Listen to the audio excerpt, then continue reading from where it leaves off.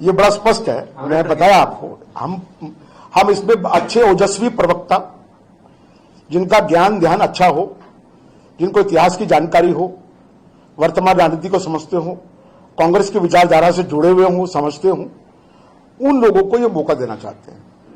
और साथ में आज रिसर्च का समय है, रिसर्च का युग है। रिसर्च करके अच्छी बातें, इतिहास की बातें लोगों के सामने रख सके कांग्रेस के प्लेटफॉर्म के माध्यम से, वो एक अवसर प्रदान करना चाहते हैं।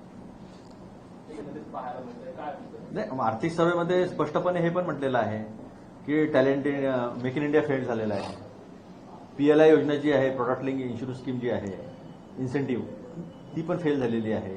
एक्सपोर्ट जे आहे ते आमचे कॉमन एक्सपोर्ट्स आहे, आमचं इम्पोर्ट वाढलेलं आहे, इम्पोर्ट बिल्स आमचे वाढलेले आहे आणि मेक इन इंडिया फेल झालेलं असं स्पष्ट सांगितलेलं आहे। पहिल्यांदा असं झालेलं आहे की केंद्रापेक्षा राज्य सरकारांवर लोनचं प्रमाण जास्त वाढलेलं आहे। पहिल्यांदा असं झालेलं आहे आताच्या या काळामध्ये की लोन फेडण्यासाठी लोन घेतलं जात आहे आणि त्याच्यामुळे मागच्या बजेटमध्ये 75,000 कोटी खर्चच झाले नाही आहे आणि ते खर्च न करण्याचं कारण असं आहे की फिस्कल डेफिसिट जे आहे ते 4.4% ठेवायचं आहे।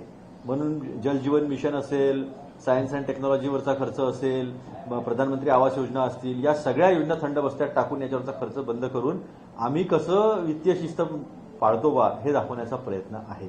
तर एवढं तर एकदम स्पष्ट आहे की अर्थव्यवस्था डबघाईला आणली, जे आम्ही म्हणत होतो ते आता इकॉनॉमिक सर्व्हेने जे आहे ते स्पष्टपणे सांगितलेलं आहे इकॉनॉमिक सर्व्हेने।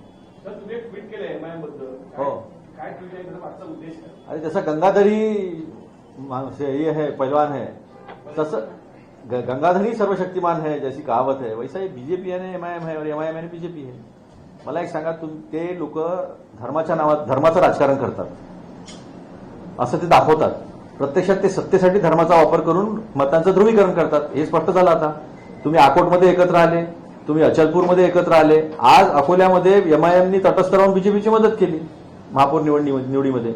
म्हणजे तुम्ही लोकांना आगी फोडपाटात टाकून, आगीमध्ये टाकून, त्याच्या घरावर बुलडोजर चालवून, मंदिरं पाडून, मणिकर्णिका पाडलं ना घाट आपला अहिल्यादेवींनी बांधलेला होता आपल्या, आणि त्या आमच्या अहिल्यादेवी ज्यांना इथं मातेसारखं मानलं जातं, जिजाऊ मातानंतर ज्यांचं सावित्रीबाई फुले किंवा अहिल्याबाई जे आहे त्यांचं जे इथं स्थान आहे, त्यांच्या मूर्तीवर पाय देऊन चालताना आम्ही लोक पाहिले।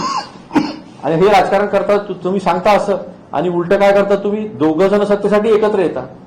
म्हणजे हे दोघंही सांप्रदायिक पक्ष आहेत, हे दोघंही धर्माचं घाणेरडं राजकारण करून लोकांना भिडवतात एक दुसऱ्या, आणि सत्तेसाठी बरोबर एकत्र येतात। हे सत्तेसाठी धर्माचा वापर करतात, हे आम्हाला लोकांच्या नजरेत आणून द्यायचं होतं। बीजेपी एकच पक्ष असं वाटतं, बीजेपी इसको छुपाओ उसको दिखाओ। जर अजितदादा संविधानिक पदावर राहिले असते, जे रिकामं ठेवता येत नाही, जर राष्ट्रपती असेल, प्रधानमंत्री असेल किंवा मुख्यमंत्री असेल, तर हे आपण समजू शकलो असतो, कारण ते पद रिकामं ठेवता येत नाही। पण दादा उपमुख्यमंत्री पदावर होते, मंत्री होते, म्हणजे मंत्रीच होते, तर थोडं थांबता आलं असतं, दुखोटा हे केला असता तर थांबता आलं असतं। पण त्यांच्या पक्षाचा तो प्रश्न आहे, लाज लज्जा वगैरे आता आपल्या राजकारणामध्ये काही राहिलेली नाही आहे, नीतिमत्ता काही राहिलेली नाही आहे।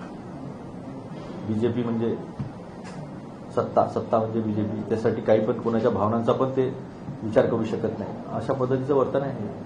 दोन्ही राष्ट्रवादी काँग्रेस एकत्र येण्यावरती एक सकारात्मक चर्चा सुरू आहे। दोन्ही राष्ट्रवादी नेत्यांचं असं म्हणणं आहे की एकत्र यावं, असं दादांची पण इच्छा होती आणि शरद पवार जे आहेत त्यांची पण इच्छा आहे। तर काँग्रेस या दोन्ही राष्ट्रवादीचं एकीकरण याकडे कसं होतं? असं आहे की त्यांचा स्वतंत्र पक्ष आहे, त्यांनी एकत्र यावं, मर्जर यावं, काय करावं काय नाही करावं हा त्यांचा प्रश्न आहे।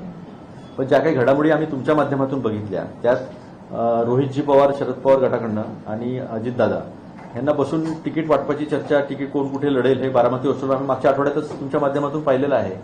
तर त्या एकत्र यायचं की नाही ही फक्त औपचारिकता राहिली आहे, अशा पद्धतीच्या चर्चा सुद्धा आम्ही ऐकलेल्या आहेत। तरी पण काँग्रेसचा त्याशी काय संबंध?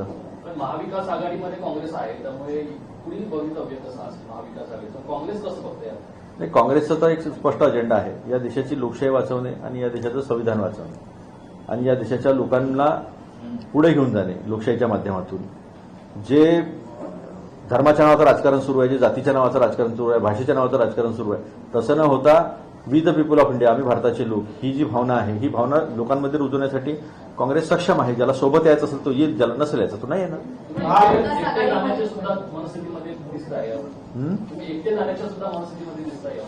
नहीं, जो आया तो साथ में, नहीं तो अकेले। सर एकंदरीतच आघाडीमध्ये तुमच्यावर शरद पवार गट आहे आणि जर शरद पवार आणि अजित पवार उद्या एक होत आहे मत होतंय सर्व एकत्र येत आहे तर तुमची भूमिका काय असणार आहे? मला असं वाटतं की आताच अजितदादांचा मृत्यू झालेला आहे. ते जरी एनडीएमध्ये असले तरी ते शिवशाहू फुले आंबेडकरांच्या विचारधारेपासून कधी दूर झाले नाही. त्यांनी कधी धर्माचं राजकारण केलं नाही, विकासाचं राजकारण केलं. उत्तम अर्थकारणाची महाराष्ट्राच्या जाण असलेला नेता, उद्योगधंदे कळत असलेला नेता, अॅग्रिकल्चर कळत असलेला नेता गेलेला आहे. मला वाटतं थोडा वेळ दिला पाहिजे या सगळ्या गोष्टींसाठी, या सगळ्या घटना घडामोडीवर ज्या तुम्हाला आता प्रतिक्रिया पाहिजे नाही त्याला थोडा वेळ दिला पाहिजे. वेळेसोबत अनेक प्रश्न आपोआपच सुटतात. थँक्यू. थँक्यू. सर घे. ना इकडली